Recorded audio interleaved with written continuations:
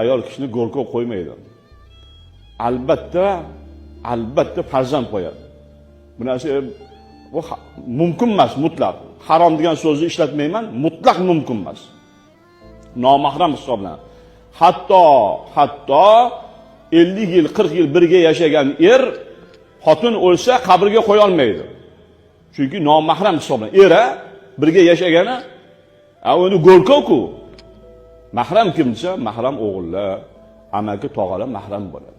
Nabiralar mahram bo'ladi. Ba'zi holat bo'lib qoladi.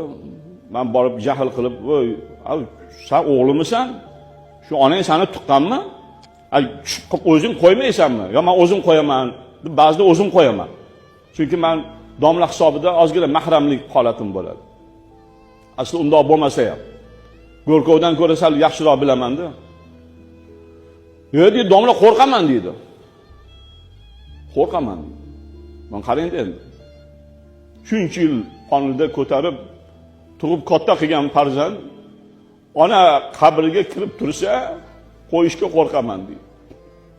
9 oy qonida ko'targan farzandni ona jasadidan, jonidan, qonidan, suyagidan, etidan, go'shtidan uni kamolga yetkazadi.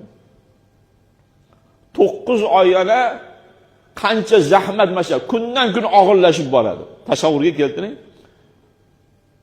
Xotiningiz tug'di. Otasi, dadasi mashina qo'lingizda ko'tarib yuring deb bir 10 soat ko'tarib ko'ring qani? Nima bo'ladi? Ko'tara olmaysiz.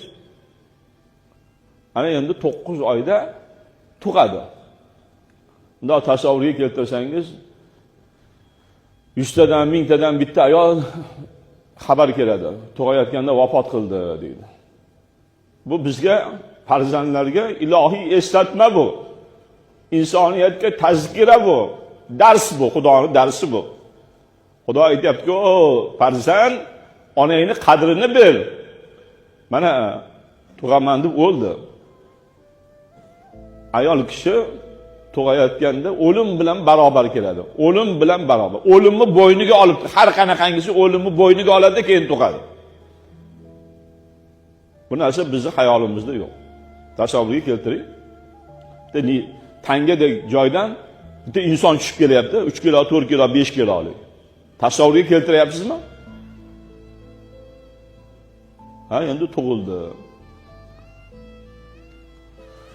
Tug'ilgan zahoti ilohiy mujda bilan, ne'matu, rahmatu Xudo bilan ko'krakda, ayol kishining ko'krakda qon turadi, qon.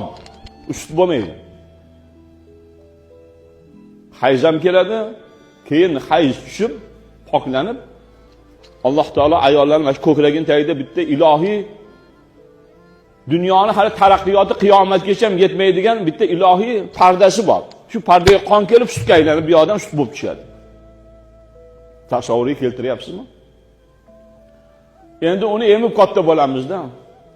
Kechqurun necha marta uyg'onsak, agar ona uxlab qolsa, hozirgi zamon olimlari tosh urib, taqillatib uxlaganda uyg'otishga qiyin bo'lar ekan. Charchaydi. Lekin bolasi eng desa sakrab turadi. Eng desa tamom, mana sakrab turadi. Bir kunda necha marta turgan. 2-3 yoshimizgacha o'zimizni eplagangacha necha marta kechqurun inglaganmiz, onamiz sut bergan. Necha marta yig'laganmiz, beshigimizni tebratgan. Necha marta o'zimizni eplagungacha qo'pol qilsak haligi najosat bizdan vujudga siyganmiz, falon bo'lgan. Necha marta tagimizni tozalagan. Hisobi bormi? Hisoblab ko'rishgan ekan olimlar.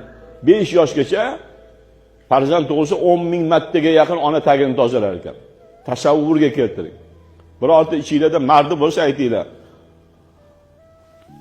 Qizlar bo'lsa, qizlar endi o'g'illarga otamni tagini bir marta tozalab qo'yaman degan mard bormi? Yo'q.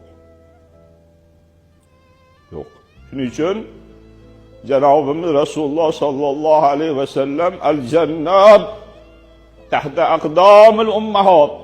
Ey farzandlar, onalaringizni oyog'ini ostida, Xudoni yaratgan jannati